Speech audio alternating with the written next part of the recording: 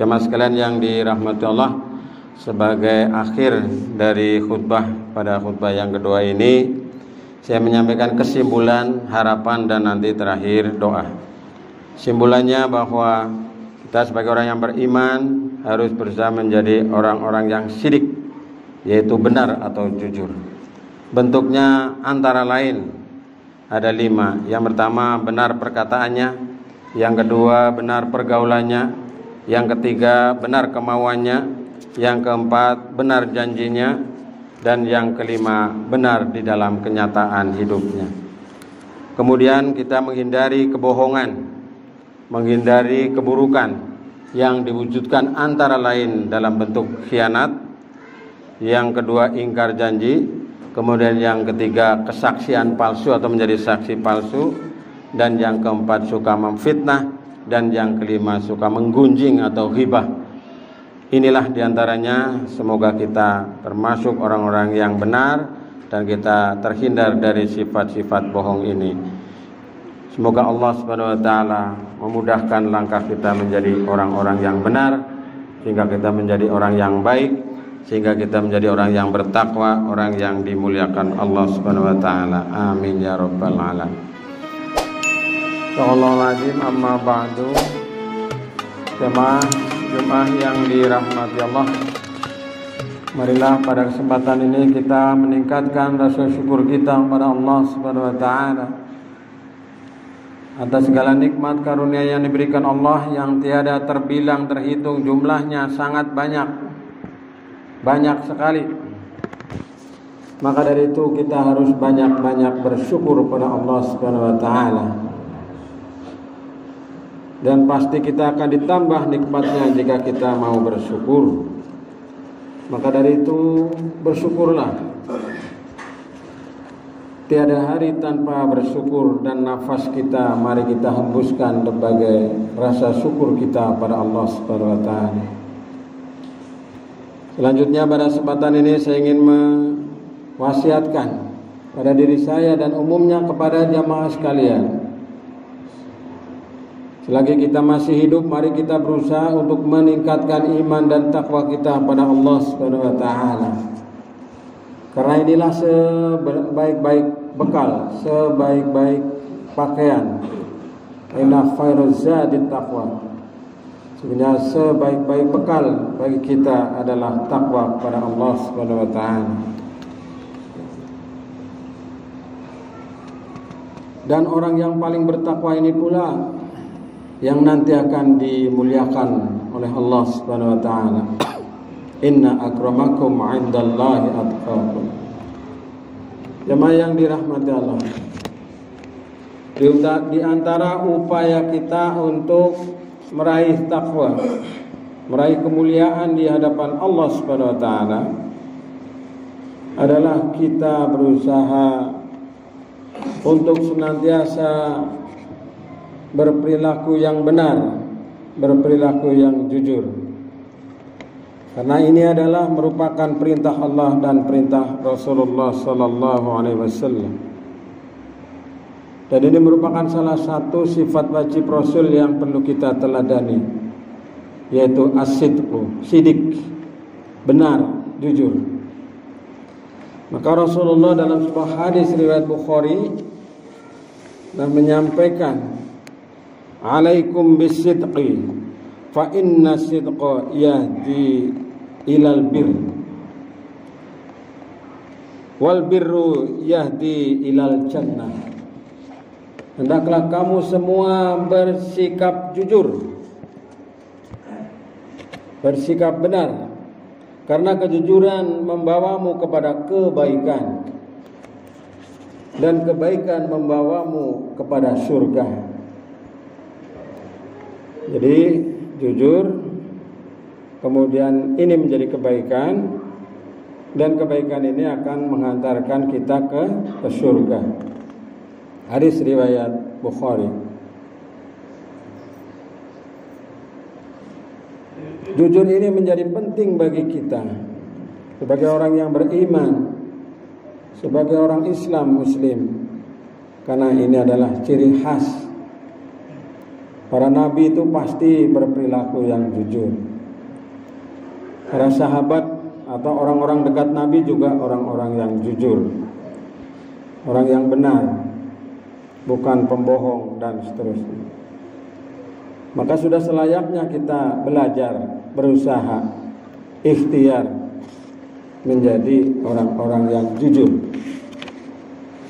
Maka dulu ada sahabat Nabi yang kemudian diberi gelar jadi orang yang paling mempercayai kepada Nabi Muhammad, yang membenarkan Nabi Muhammad SAW, yaitu sahabat Abu Bakar As-Siddiq.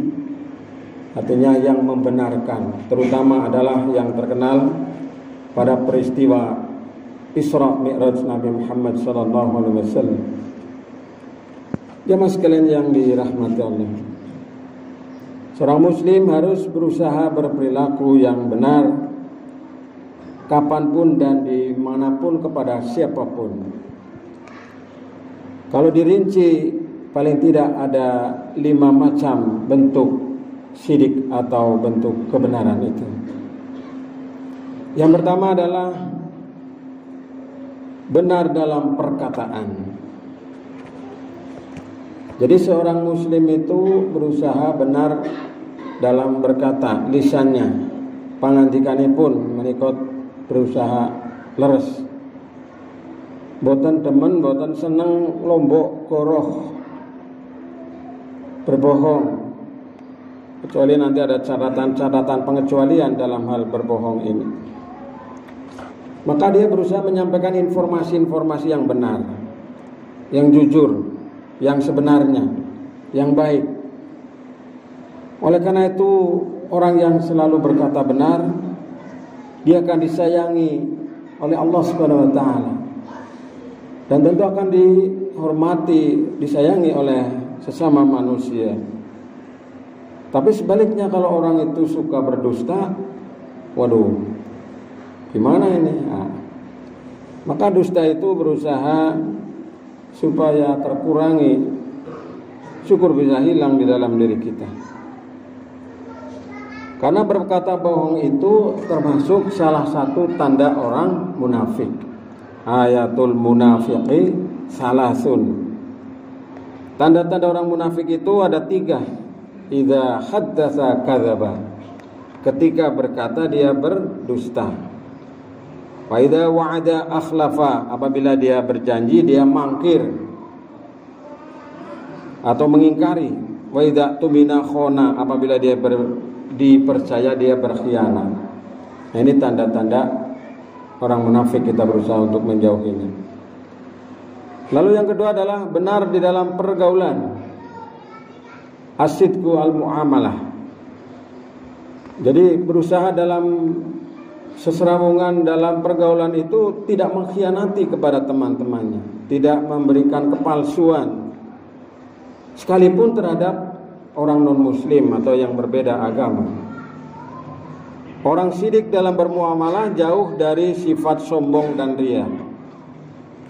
Kalaupun melakukan sesuatu, dia dilakukan karena Allah, dan dia meninggalkan sesuatu karena dilarang oleh Allah Subhanahu wa ta'ala. Yang ketiga adalah benar dalam kemauannya. As-sidqu al-azam. Jadi kita berusaha untuk memiliki niat yang benar, memiliki kemauan yang benar, cita-cita yang benar, cita-cita yang jujur, dan seterusnya. Maka sebelum memutuskan untuk melakukan sesuatu, seorang muslim harus mempertimbangkan dan menilai terlebih dahulu apakah yang dilakukan ini benar atau tidak, bermanfaat atau tidak. Apabila ini benar dan bermanfaat, dia akan melakukannya tanpa ragu-ragu. Tapi kalau dia melakukannya dengan tidak menengok kepada itu kebenaran atau itu tidak manfaat, maka ini bisa jadi akan terjerumus ke dalam kebatilan. Maka yang ketiga ini berusaha kita untuk benar dalam kemauannya, kerentekeng hati, niat kita, azam kita, qasdu kita. Kemudian yang keempat, benar dalam janjinya. Asidku al-wa'ad. Jadi kita ini berusaha untuk menepati janji-janji. Maka barang siapa yang berkata kepada anak kecil, mari kemari, saya beri korma ini, kata Nabi. Kemudian dia tidak memberinya, maka dia telah membohongi anak itu. Sini nak, tak kasih kurma. Padahal nggak ada kurmanya itu. Di dalam hadis riwayat Ahmad demikian.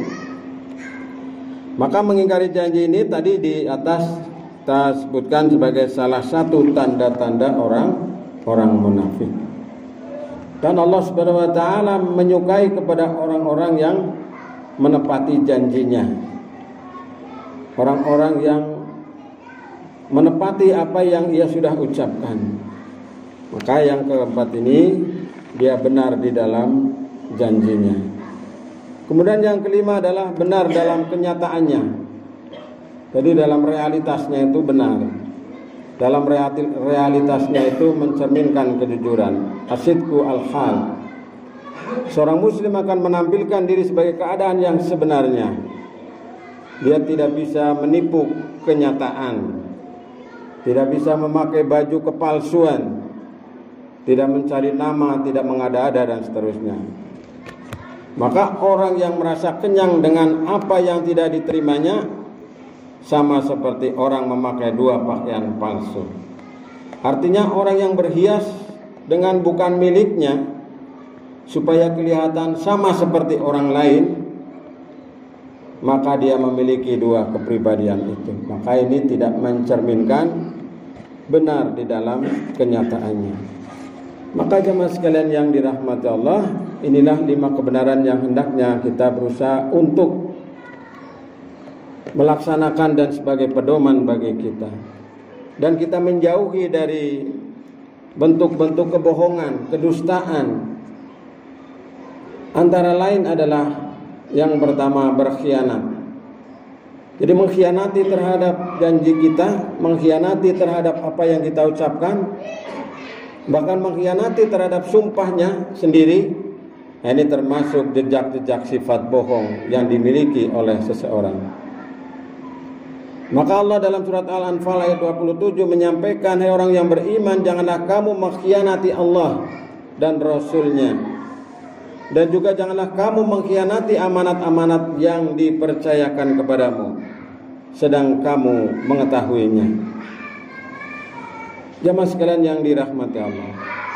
Kemudian bentuk kebohongan yang lain adalah mungkir dari janji, ingkar dari janji. Sebagaimana tadi yang kita sebutkan, sifat mungkir janji menunjukkan perilakunya memiliki kepribadian yang lemah. Sifat ini mencabut sifat kasih sayang dan bisa mendatangkan kemudorotan.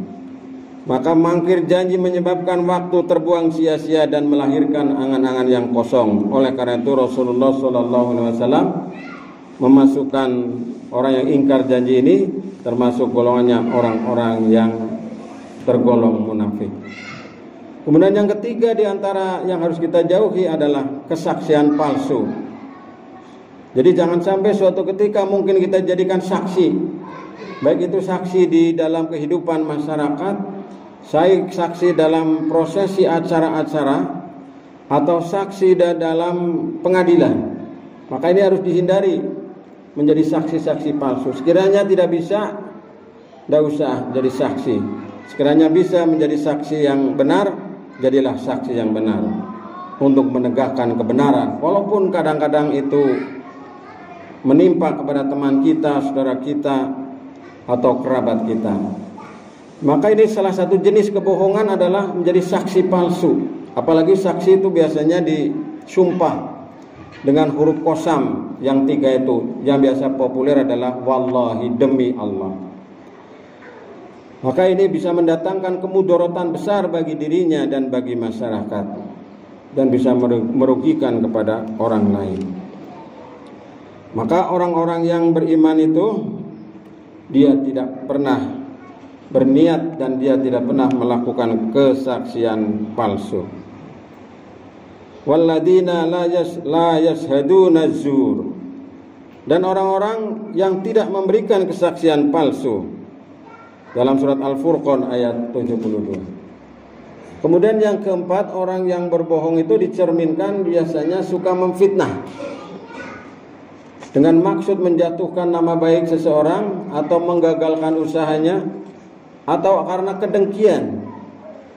Maka fitnah ini akan mendatangkan kemudorotan yang besar di dalam masyarakat, baik terhadap dirinya, terhadap orang lain maupun secara umum terhadap masyarakat. Oleh karena itu Allah Subhanahu wa taala memerintahkan kepada kita agar setiap informasi yang kita terima itu dicek, tabayun. Apa benar dia berkata begitu? Maka dari dalam surat Al-Hujurat ayat 6, ini ayat yang sangat populer, sudah saya baca di awal tadi. Hai orang-orang yang beriman, jika datang kepadamu orang fasik yang membawa suatu berita, maka periksalah dengan teliti agar kamu tidak menimpakan suatu musibah kepada suatu kaum tanpa mengetahui keadaan yang menyebabkan kamu menyesal atas perbuatan itu. Jadi memang ini luar biasa, apalagi ini mau musim pemilu ini. Wah, luar biasa, dahsyat sekali, banjir bandang kita, berbagai macam isu, berbagai macam fitnah. Nah, kalau sekiranya ragu-ragu nggak usah di-share, cukup disimpan. Oh, ini benar nggak ya? Saya mau tanya kepada siapa ini ya? Pada ahlinya yang lebih tahu siapa ini. Ah, itulah. Jadi kita berusaha menjadi orang-orang yang bisa memilah dan memilih mana yang benar, mana yang tidak, dan kita menjauhkan diri dari yang keempat ini adalah fitnah. Karena kalau suatu berita tidak benar kemudian menyebar itu bisa menjadi fitnah. Yang kadang-kadang sumbernya ini jadi berantai banyak sekali, dan kita berusaha menghindarkan dari yang demikian itu. Yang kelima, yang terakhir adalah kebohongan dalam bentuk suka menggunjing. Yang ini merupakan salah satu sifat jelek yang harus dihindari. Ini biasanya dialami oleh orang-orang yang mengalami jiwa yang kurang sehat, hatinya sakit, tidak ada yang menjadi keinginannya kecuali melihat orang lain itu bermusuhan, bertengkar, atau menjelek-jelekan orang lain. Maka Allah memberikan perumpamaan ke orang yang menggunjing ini seperti orang yang memakan bangkai saudaranya sendiri yang telah mati. Mengerikan sekali sebenarnya. Dan janganlah sebagian kamu menggunjingkan sebagian yang lain. Sukakah salah satu di antara kamu memakan daging saudaranya yang sudah mati? Maka tentulah kamu merasa jijik kepadanya. Maka sebaik-baik senjata melawan gunjing adalah tidak mendengarkannya, tidak mengikutinya, atau meninggalkannya. Majelis-majelis menggunjing, majelis-majelis ghibah itu lebih baik kita menghindari kalau bisa, atau mungkin meninggalkan, atau minimal kita tidak menanggapi atau tidak mendengarkannya.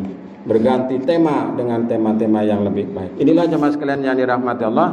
Semoga bermanfaat dan kita bisa terhindar dari kebohongan dan kita menjadi orang-orang yang syirik, orang-orang yang benar di hadapan Allah Subhanahu wa taala. Barakallahu li wa lakum fil Qur'anil azim wa nafani wa iyyakum bima fi minal ayati wa dzikril hakim. Aqulu qawli hadza astaghfirullahal azim innahu huwal ghafurur rahim.